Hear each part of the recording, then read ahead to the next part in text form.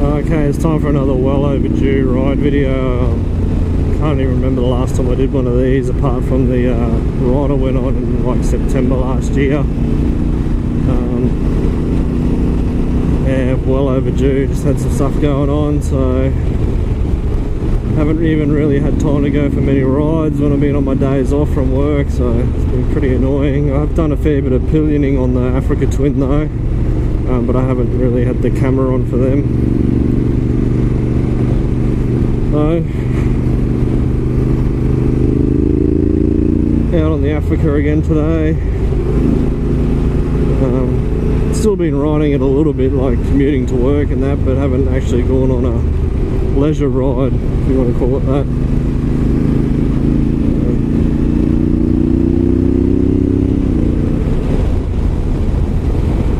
I've only done a couple of little things to the bike. For the bash plate I got a separate piece put on to suit the DCT model, which covers the shift solenoids a bit better. So that's a bolt-on piece for that. All new B&B Safari bash plates for the DCT model will have that built into the bash plate. You won't have to add it on. Looks pretty good. It's already saved the bike once in a sort of a stationary drop on the gravel. Good stuff. The other thing I've added, which I'll do another video on to show how I made it, is this rubber piece. I don't know if you can see it on the camera.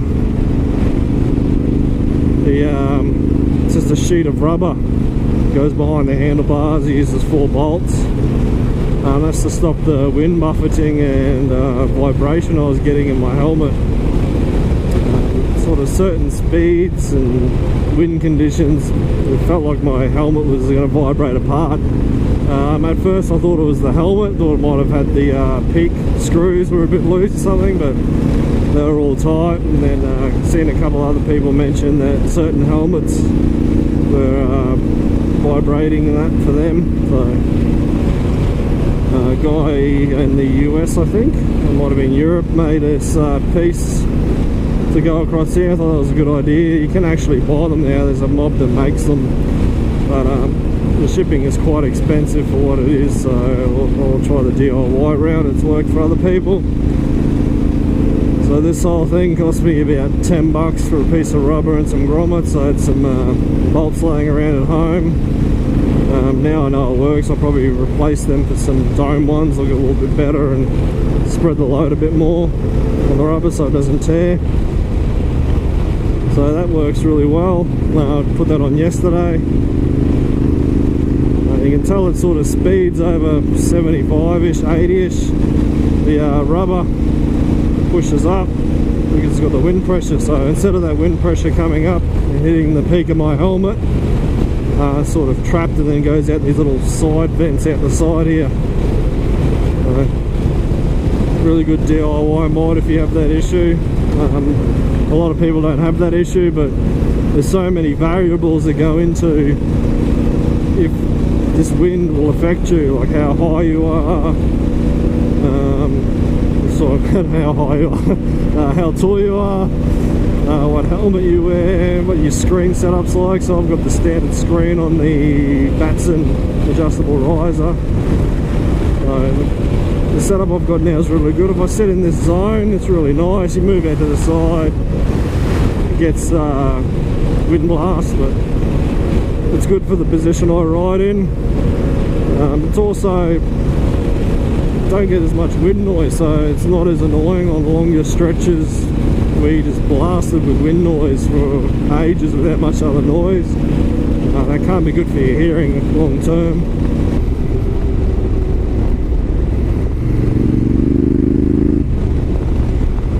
We've got another ride coming up. It's a one-dayer, but it's meant for enduro bikes and that sort of stuff. So the guy organising it rides another Africa Twin DCT, so I've talked to him and he said it should be able to do most of the ride. There's just one section we'll probably miss out because it's probably going to be a bit full on for a big heavy bike like this. So sounds like it'll be a good ride.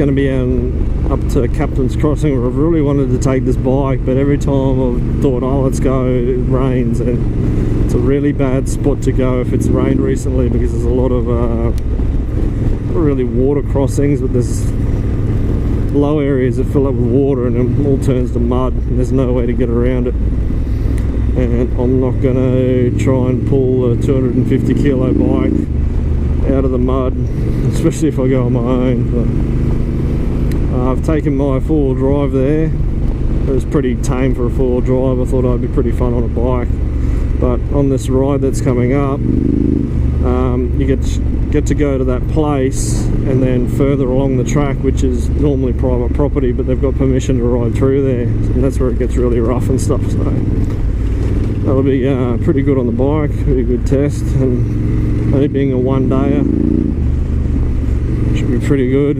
It's only about an hour from home as well, so I don't have to travel to get there.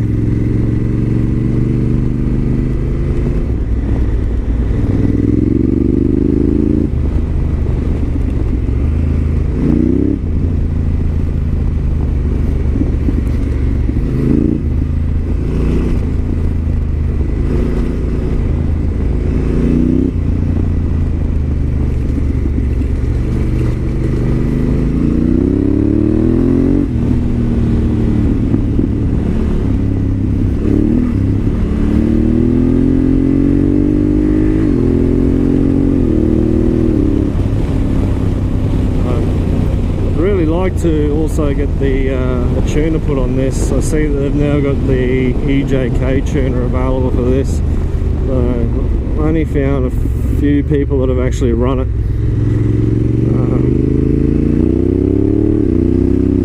The sales blurb for them says, yeah, there's a decent power increase with the mods that I've got, or similar mods, you know, exhaust, change filters.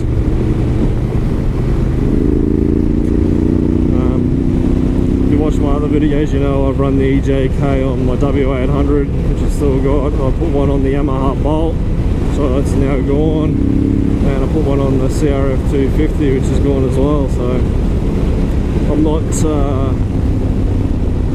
I don't know anything about them. I've used them 3 times already, so I just want to make sure that's the right tuner for this bike. If it made the difference that the EJK made to the WA800, it'd be well worth it. That just absolutely livened up that bike. And as we know, the Africa Twin sort of set more on the lean side, more for emissions and all that. Just be interesting to see how badly the tune would affect fuel economy. If you're going to do long trips, the Africa Twin doesn't have the greatest fuel economy or fuel range. But if I add some fuel into whatever I'm carrying luggage wise, it should be alright. So where I'm going to today, I've seen someone on my Facebook went to the spot. Now I think I've worked out where it is. So I went past the other week when I had the pillion on, and I went a bit too far and went to the wrong place trying to find it. I looked back on Google Maps and yeah, I'm pretty sure I know how to get there. So at the moment I just rode through Havana, and this is on the way out to Seaford.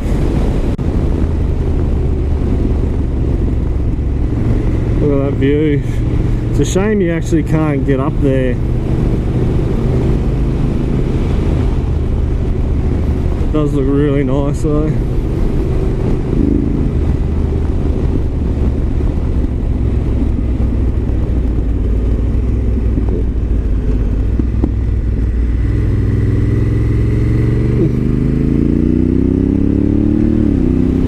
It's also a shame you can't get up onto that tower up there.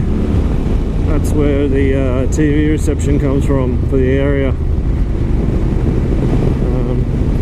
I thought, looking on Google Maps, there's a nice big road that goes up there, but when I rode up there a long time ago, there's a gate at the bottom of the hill, so you can't even get close to getting up the top. It's quite annoying as well.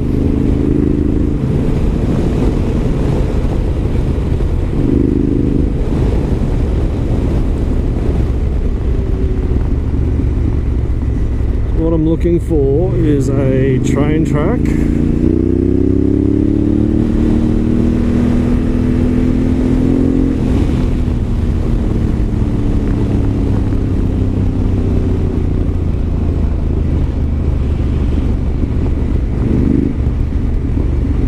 And then after the train track there will be this driveway.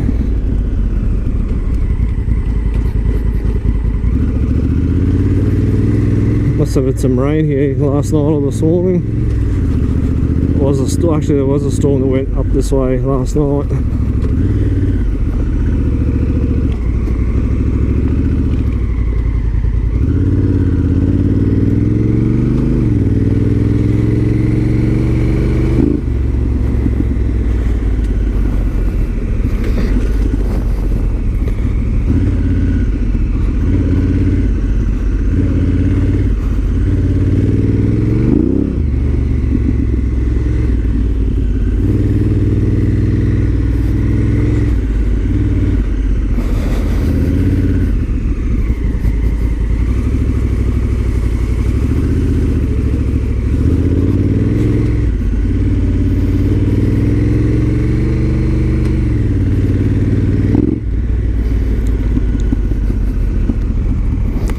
Does look like these train tracks have been used for quite a while.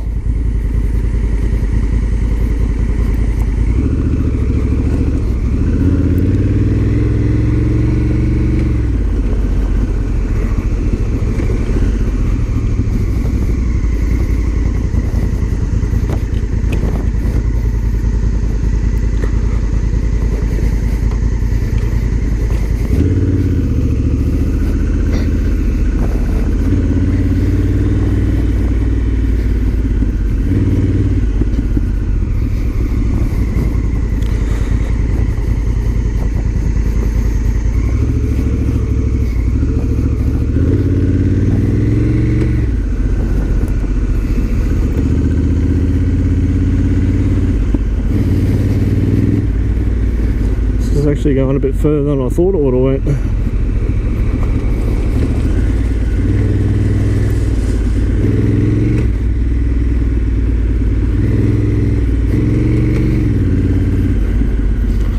And that's exactly where I wanted to be.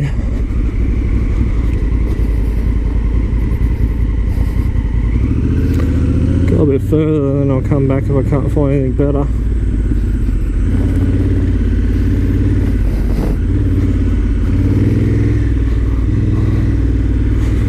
Not really sure how far this goes.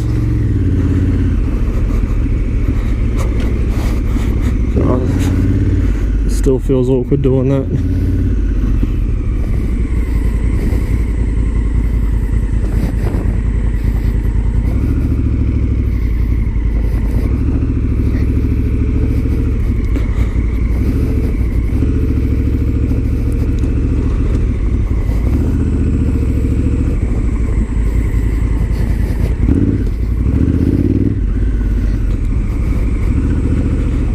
Track's starting to disappear.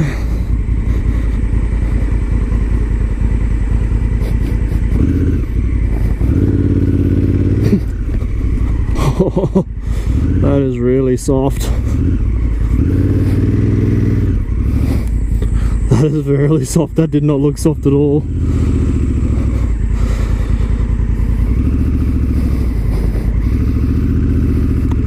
Oh. Just felt the bike sink down.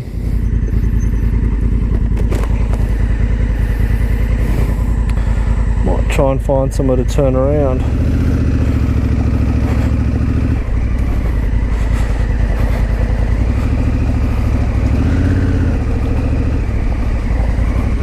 There's still a bit of water here, but it doesn't look really appealing compared to the one back further. Yeah, it's just time to turn around. This is not the fun thing to do. Push your heavy bike.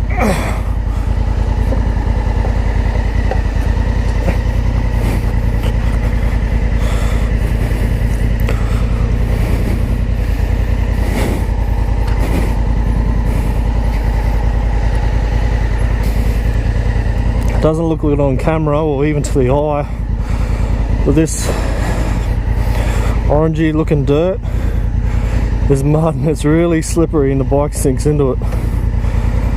That's not fun.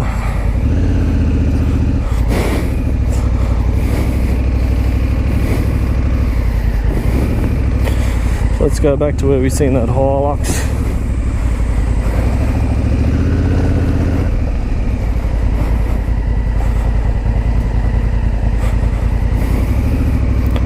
Yeah, this stuff.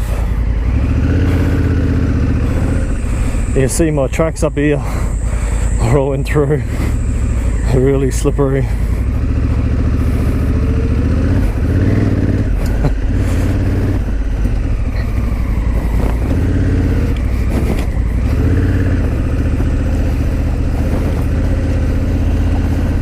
When it's dry I might have to come back, see how far I can go down the track.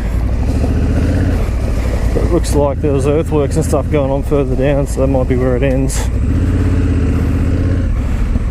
Track to nowhere.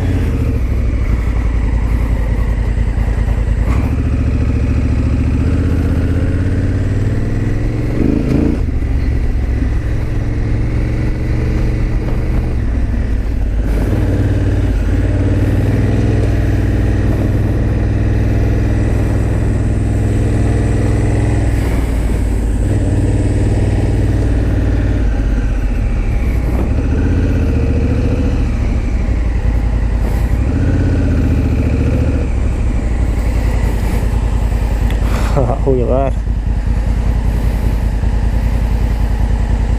Let's see if I can get down there somewhere, park the bike up, or else I'm going to get run over. Have a look.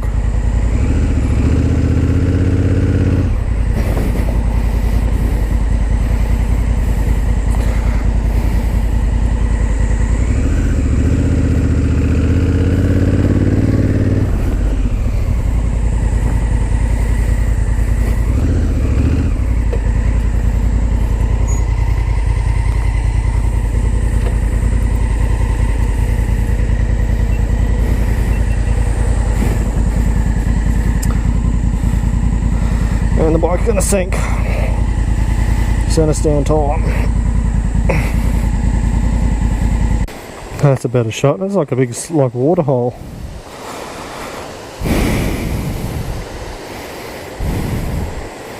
I've never ever been here before on a bike or in a car or anything.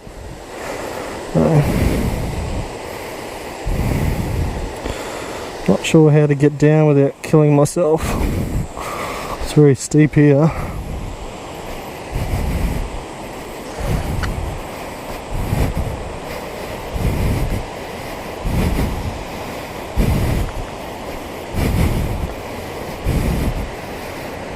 Looks like it might be the best way down.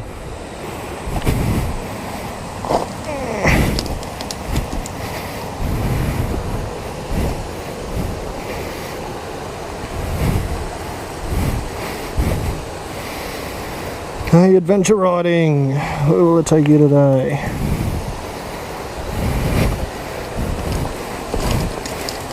The thing gotta look out for is snakes and falling on your ass.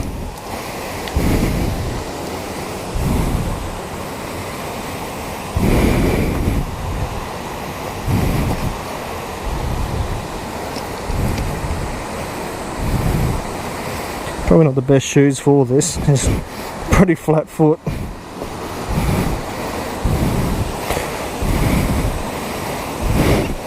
Oh. Ah.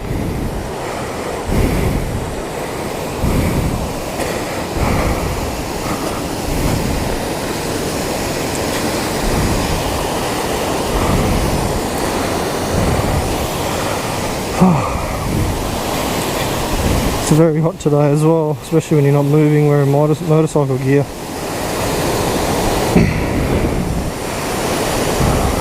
Actually a fair bit of water moving. I didn't know where it would all come from.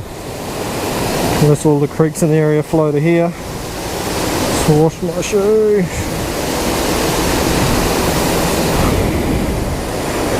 It's really good. I'll definitely have to come back here again.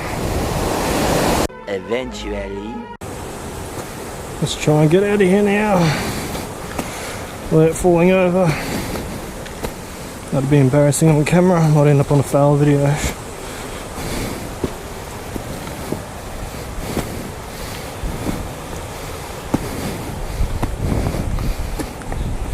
One thing I know that's very frustrating on a GoPro camera is it doesn't pick up elevation or inclines really well. Especially when you're riding up a hill, looks like you're struggling on a slight incline when really it's quite steep. That's really nice. I'll definitely have to come back here.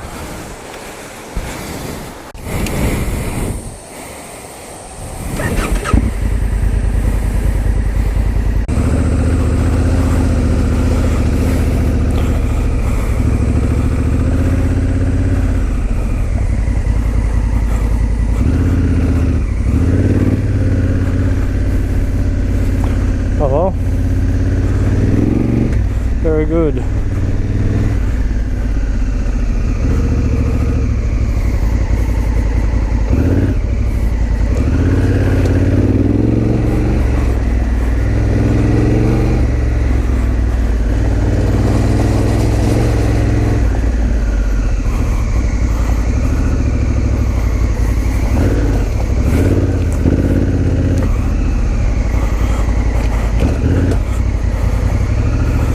Isn't it good when a blog or a vlog goes the way you want it to? Go for a ride, go a little bit of dirt, find somewhere new. No, it wasn't a four-wheel drive track or anything like that, but still good. Look at that view.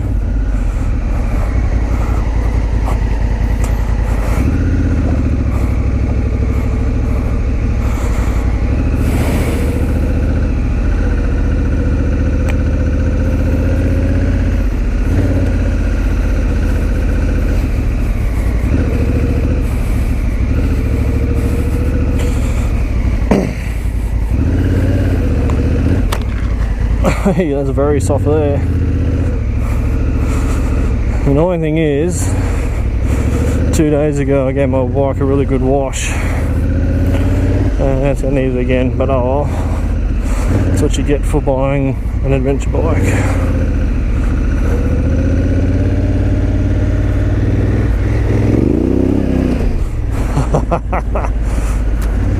Still so much fun.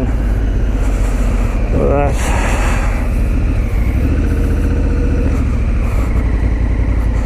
Big drop off.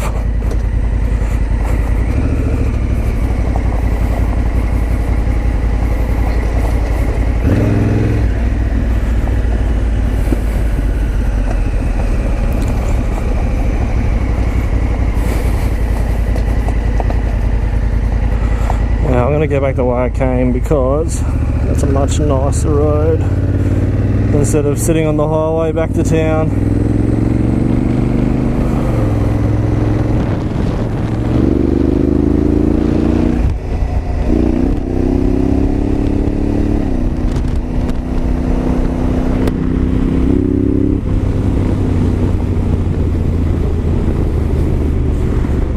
Mud out of the tyres.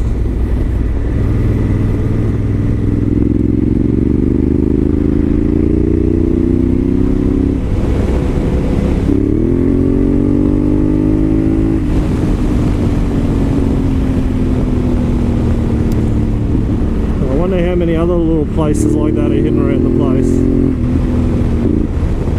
So really want to start doing more videos. I know there's a big gap when I was doing videos. I just had things going on at home, so hopefully this is the start of some more frequent videos. I know I still get the subscribers still signing up, so let me know what you want to see. The way I'm doing these videos is alright, if it's shit, what you want to see more of, camera angles crap. Any feedback's good feedback. So yeah, I'll head home, edit this video. I might do a quick video on how I made this rubber mat setup. I'll show you what sort of hardware you need to do it yourself, how I made mine, and I'll blow that one as well. So hope you have a good day.